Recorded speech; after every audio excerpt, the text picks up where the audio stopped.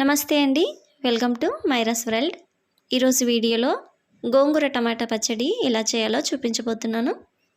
దీనికోసం నేను ఇక్కడ 2 కట్టల గోంగూరను ఒలుచుకొని శుభ్రంగా కడిగి పెట్టుకున్నాను. ఈ గోంగూరను ఒక పక్కన పెట్టుకోవాలి.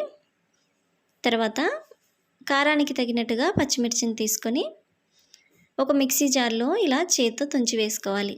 నేను ఇక్కడ 20 వరకు పచ్చిమిర్చిని తీసుకున్నాను. పచ్చిమిర్చి అన్నిటినీ కూడా ఇలా చేతితో తుంచి వేసుకున్న తర్వాత ఇందులో ఉప్పు వేసి మిక్సీ పట్టుకోవాలి. వీడియోలో చూపిస్తున్నంత మెత్తగా పచ్చిమిర్చిని మిక్సీ పట్టుకొని ఇప్పుడు దీనిని కూడా ఒక పక్కన పెట్టుకోవాలి. తర్వాత స్టవ్ ఆన్ చేసి ఒక కడాయిని పెట్టుకొని ఇందులో 4 టేబుల్ స్పూన్ల ఆయిల్ వేసుకోవాలి. ఆయిల్ హీట్ అయిన తర్వాత 2 మీడియం సైజు ఉల్లిపాయలను కట్ చేసుకొని వేసుకోవాలి. ఉల్లిపాయలు తొందరగా మగ్గడం కోసం కొద్దిగా ఉప్పు వేసి కలుపుకొని ఉల్లిపాయలు కొంచెం మెత్తగా అయ్యే వరకు వేగనివ్వాలి. ఉల్లిపాయలు వేగిన తర్వాత కొద్దిగా కరివేపాకును వేసుకొని కలుపుకోవాలి. ఇప్పుడు ఇందులో ముందుగానే మిక్సీ పట్టుకున్న పచ్చిమిర్చి పేస్ట్ను వేసుకోవాలి. పచ్చిమిర్చి పేస్ట్ను చేత్తో కాకుండా ఒక స్పూన్తో వేసుకోండి. ఇప్పుడు ఒకసారి బాగా కలుపుకొని ఈ పేస్ట్ పచ్చివాసన పోయే వరకు కూడా వేయించుకోవాలి. తర్వాత ఇందులో 1/2 టీ స్పూన్ పసుపును కూడా వేసుకొని కలుపుకోవాలి. ఇప్పుడు 2 మీడియం సైజులో ఉండే టమాటాలను తీసుకొని కట్ చేసుకొని వేసుకొని ఈ టమాటాలు మెత్తగా అయ్యే వరకు మూత పెట్టుకొని మగ్గించుకోవాలి.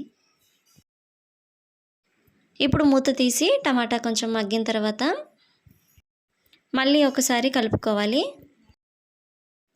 ఇప్పుడు కడిగి పక్కన పెట్టుకున్న గోంగూర మొత్తాన్ని కూడా ఇందులో వేసుకోవాలి. గోంగూర మొత్తాన్ని వేసుకున్న తర్వాత ఇప్పుడు దీనిపైన మూత పెట్టేసి 1 నిమిషం పాటు గోంగూరను మగ్గించుకోవాలి. ఇందులో ఇంకా నీళ్ళేమీ వేయలేదు కాబట్టి మూత పెట్టి ఎక్కువసేపు అలాగే ఉంచకూడదండి. గోంగూర కొంచెం దగ్గర పడడం కోసం మాత్రమే 1 నిమిషం పాటు మూత పెట్టుకోవాలి. 1 నిమిషం తర్వాత మూత తీసి గోంగూరను కలుపుకొని ఇప్పుడు ఇందులో సగం గ్లాసు నీళ్ళను వేసుకోవాలి. నీళ్ళు వేసిన తర్వాత ఒకసారి మళ్ళీ బాగా కలుపుకొని దీనిపైన మూత పెట్టేసి మంటను సిమ్లో పెట్టి గోంగూరను ఉడికించుకోవాలి. గోంగూర దగ్గరికి అయ్యే వరకు కూడా మధ్య మధ్యలో మూత తీసి అడుగు మాడిపోకుండా కలుపుతూ గోంగూరను ఉడికించుకోవాలండి. వీడియోలో చూపిస్తున్నట్టుగా గోంగూర మరి దగ్గరికి అయ్యే వరకు కాకుండా ఇలా కొద్దిగా నీరుండగానే స్టవ్ ఆఫ్ చేసేసుకోవాలి. ఇప్పుడు ఈ గోంగూరను రోట్లో అయినా దంచుకోవచ్చు, లేదా పప్పు గుత్తితో అయినా మెత్తగా మెదుపుకోవచ్చు.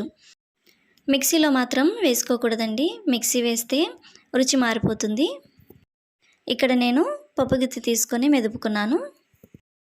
గోంగూర వేడిగా ఉన్నప్పుడే మెదుపుకోవాలండి, అప్పుడే చక్కగా మెదుగుతుంది. ఈ పచ్చడి వేడివేడి అన్నంలోకి వేసుకొని తింటే చాలా రుచిగా ఉంటుందండి. పప్పు కూరలు పక్కన పెట్టేసి అన్నం మొత్తం కూడా ఈ పచ్చడితోనే తినేస్తాము, అంత బాగుంటుంది. వీడియో నచ్చితే మీరు కూడా ట్రై చేయండి.